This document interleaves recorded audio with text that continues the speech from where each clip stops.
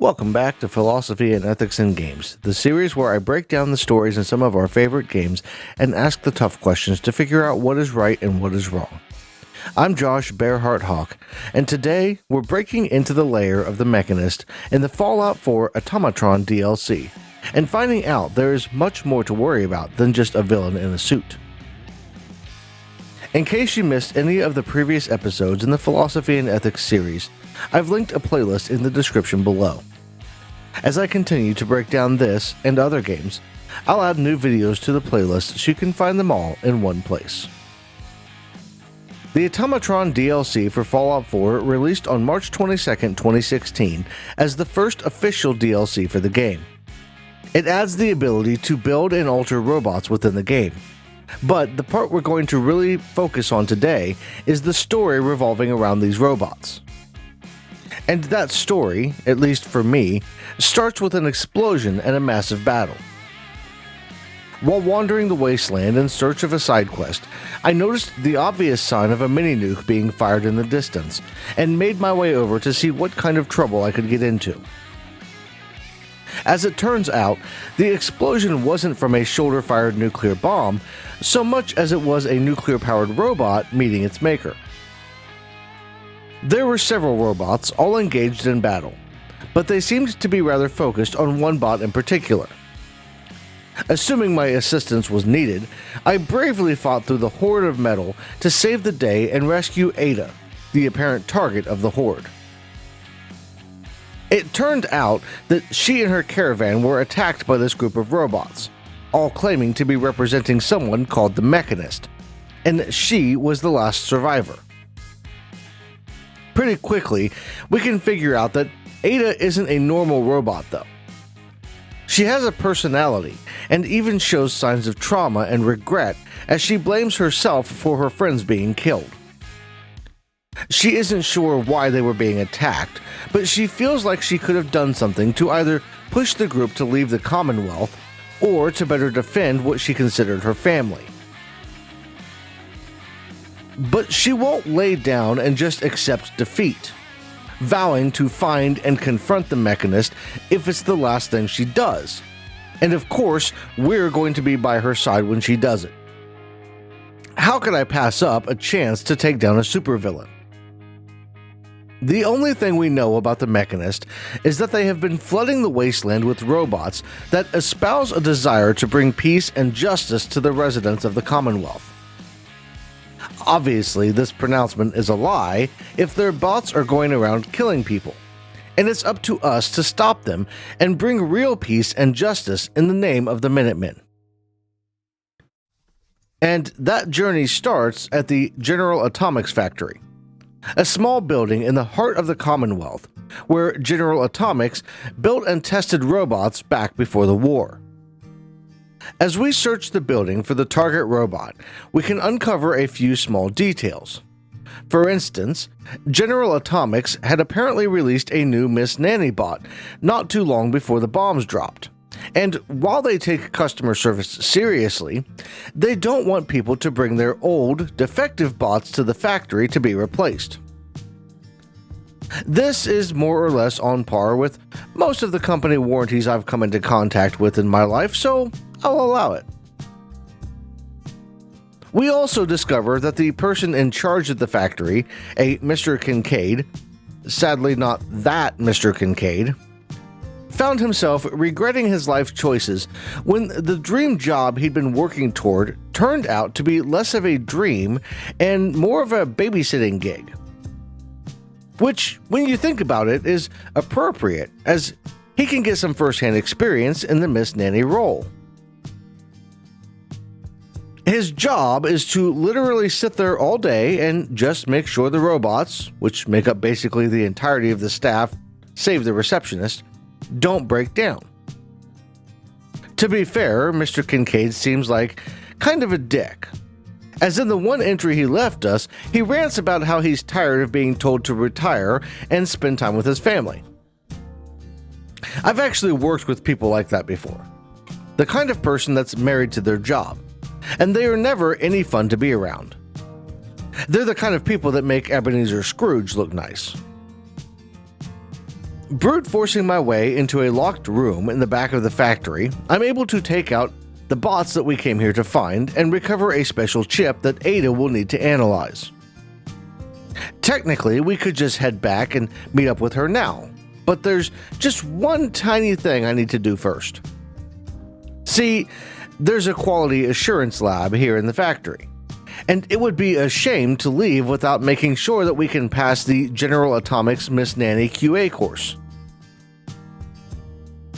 After punishing an imaginary child by turning off their favorite radio program, handing an empty bottle to a baby, and cleaning out a room of the choking hazards strewn about the floor, I take my backup fusion core and head back to the castle in search of Ada. As a certified Miss Nanny, I am now qualified to ignore Sean as I show my new companion bot what I found before installing the device in her and heading out in search of another MacGuffin. This is also the point where we're introduced to Robobrains, a pre-war experiment brought to us by none other than General Atomics themselves. Now, toss aside the fact that Robobrain is about the dumbest name they could have come up with, and we've definitely got something of interest going on. They were installing human brains in robotic chassis. But where were the brains coming from? Before we can answer that completely, we've got to grab a couple more things for Ada, so she can pinpoint the Mechanist's lair. The first is another tracking beacon off the body of a random Robobrain out in the wasteland. And the second is the final piece of hardware to complete the radio tracking device from a group that calls themselves the Rust Devils. The Rust Devils are a group of raiders that like to wear the skin of robots. Okay, well, they like to reprogram bots and occasionally use their parts for various tools and armor. But it sounds cooler to say that they're wearing the robot's skin. They're holed up in the Fort Hagen satellite array, because of course they'd be near Fort Hagen, and after fighting our way inside, it's a simple matter of relentlessly firing ice pellets at them until they all submit as we make our way to the final Robobrain. After destroying the world's most annoying announcement robot, we discover from a nearby terminal that the Rust Devils were also on the trail of the Mechanist, as someone named Ivy, who I presume was their leader, was instructing the group to get answers from one of the brains they'd captured. Said brain, named Jezebel, can be found hooked up to another console nearby. And though it isn't thrilled to see us, we are apparently preferable to the Rust Devils, and after a brief fight with yet another massive robot, we take Jezebel and head for the hills. Jezebel is probably one of the most annoying characters in the game. Got a strange message from a robot. Said it was from some place called Grey Garden. I couldn't figure out exactly what it wanted, but, well, may as well check it out.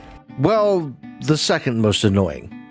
And they make a point of calling us stupid, while also begging for help as they are unable to do anything for themselves, being nothing more than a brain in a jar at the moment and all. We have to promise to get them out of the Rust Devils facility and provide a new body before they'll help us, and we don't really have much of a choice here. Prioritizing the mission, we hoof it out of the facility, meeting Ivy on the way out and showing her why her life choices to this point have all been horrible.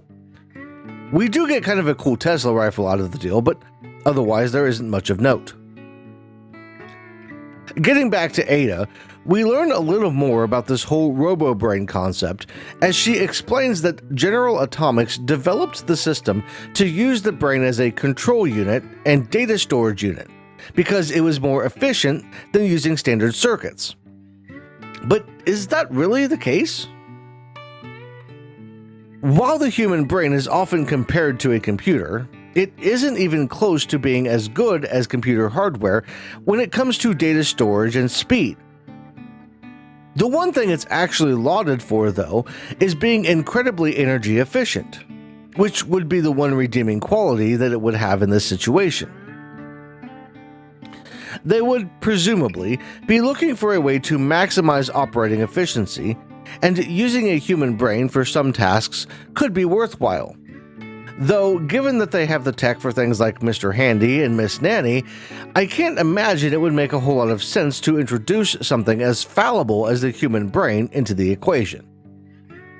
After giving Jezebel the body they deserve, we're given a little more info on the location of the Mechanist facility and the plans for a device that will help us get through the security system.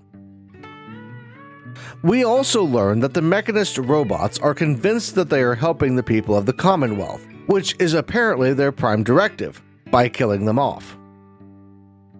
Logically, this makes perfect sense. See, people in general kind of cause a lot of their own problems. And those problems they don't bring on themselves are often the result of things outside of their control.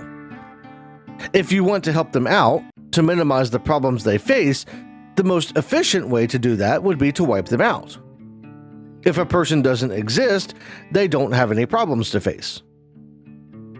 This, of course, is ludicrous when you really drill down and think about it, as while killing people does technically help them, it isn't really the best thing for them in the long run. As a general rule, most of us have a will to live, despite our problems, and we wouldn't be too keen on just accepting the help these robots are offering. But that also raises kind of an interesting question.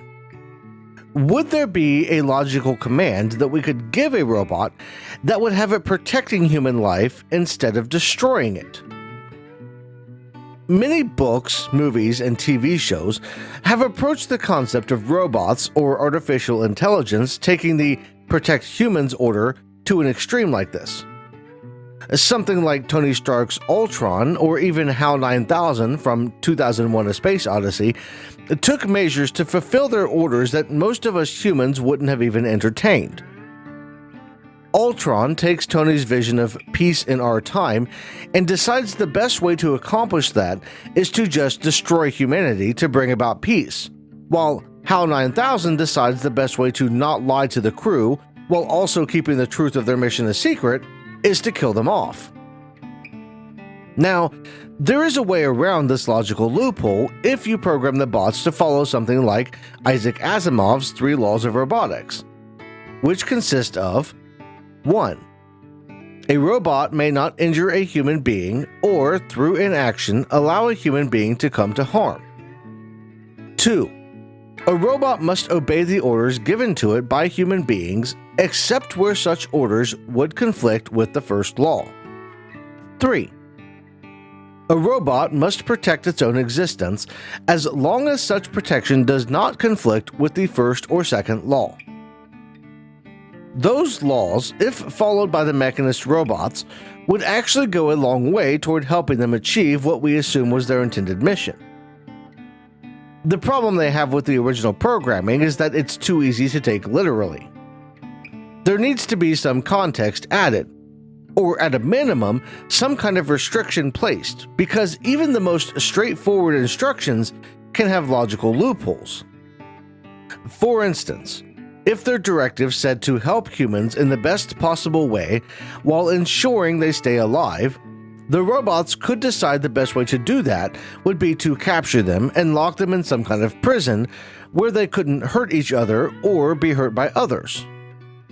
You could add a clause that they need to be allowed to live free, but then there's the problem of which humans to help, as they would likely see groups like raiders doing harm, and then the decision would have to be made on how to handle that situation. The biggest problem is that the command they are given is too broad. It needs to be narrowed down, and the robots need to be programmed to enforce laws that protect the innocent from harm, while allowing justice to be doled out to those who are doing harm. If, instead of just saying, help the people of the Commonwealth, the Mechanist had listed specific actions to take in specific circumstances, there would likely be less bloodshed, and we wouldn't even be tracking them down. And getting back to that mission, we wind up making our way to a Robco sales and service center on the east side of Boston to hunt for the Mechanist Lair. At first glance, this facility appears to be a pretty standard PC sales and repair shop, with model computer terminals sitting on the shelves and a service center desk near the back. But hacking into the main terminal and checking out the announcements section reveals there might be something more going on.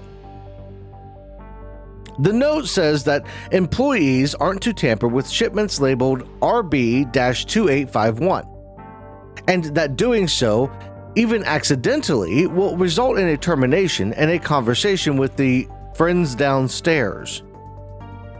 A little odd on the surface, but maybe they just have a really stringent loss prevention program. There's a few fun service logs to check out, but the real interesting thing is a node in the basement that Ada can scan to open one of the coolest stores in the Commonwealth. This door leads us to the beginning of the Mechanist Lair, and we start to get some idea of what this secret bunker is as we move through the area. For starters, the facility is under something called an Epsilon 6 security alert, and all systems are locked down. We can assume this means it's going to be a bit more difficult to make our way deeper into the bunker. One of the terminals in the entry section gives us the protocol for visitors and gives us the first mention of a General Rawlings that will be more relevant later. We also learn that the Epsilon 6 security protocol is triggered in the event of a mass uprising of the robot janitorial staff, and just wow. If you have to build an entire security protocol around the possibility of your robot staff rising up and rebelling, is it even worth having them? I mean, sure, maybe the risk was low, but it obviously wasn't zero, especially if this current alert is to be believed. Though I do have my doubts about that. It's more likely this alert has been in place since the bombs fell, but we'll have to learn more about it as we go. Before we get any further, we're confronted by an iBot bearing the voice of the Mechanist. It's calling us the Scourge of the Commonwealth, but it doesn't get a lot of time to say much more as I have an itchy trigger finger. Moving further in, we can find a terminal that details what are listed as maintenance issues, though it appears there is much more to these than a simple facility problem. This would seem to be the facility where General Atomics, in conjunction with Robco and the military, were working on developing the Robobrains we've come to know and love. But the process wasn't all sunshine and rainbows, as we find out they had some trouble getting the brains to last very long in the robot bodies, and they seem to be struggling with commands. One of the entries details how the Robobrains would misinterpret and rewrite commands that they were given, aiming for efficiency and resulting in some minor property damage and some civilian casualties. That seems pretty par for the course when it comes to companies in the Fallout universe, though we would usually expect this sort of thing from someone like Vault-Tec, so it's kind of refreshing to see it someplace new. Taking out a few more robots and having another interaction with a Mechanist voice iBot, we continue our trip into the belly of the beast, uncovering a little more about the people that worked in the facility as we go. For instance, there was a guy that set up a cigarette vending machine down in Power Substation A, which is kind of genius in a way as it lets him double dip and make more than just his salary. Of course, that didn't go as planned, as another guy, one of their rubes in Substation B, decided he was going to extort the guy in Substation A for a cut of the profits. To get around this, A decided to bribe General Rawlings with a few free cartons of cigarettes, getting himself official approval to have the machine, and thwarting B's racketeering ring before it even began. Nothing like a little workplace drama to keep it interesting as we move through the brain harvesting facility. And speaking of harvesting brains, we come to a terminal that really amps things up through the personal logs of one Master Sergeant Broderick. It turns out the subjects having their brains removed are being sent to the facility from civilian prisons. Now, as crazy as this whole situation sounds, it isn't as out there as you might think. There is a long history in our real world of governments and organizations experimenting on prisoners and other incarcerated individuals without their consent. One of the most famous instances of this happening involves a top-secret CIA operation known as MK Ultra. MK Ultra was an attempt by the United States government to find a way to control the minds of unwilling participants through the use of things like hypnosis, electroshock therapy, sensory deprivation, and the use of drugs, with LSD being one of the most well-known. The program itself ran from about 1953 until 1964, and included some famous names on the list of participants, like future mob boss Whitey Bulger, author of One Flew Over the Cuckoo's Nest, Ken Kesey, and poet Allen Ginsberg, among others.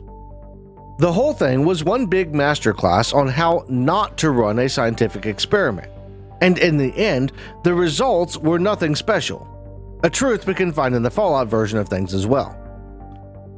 Master Sergeant Broderick's entries are only a small part of the tale, though, and he didn't last long at the facility when he started calling out the experiment as being wrong.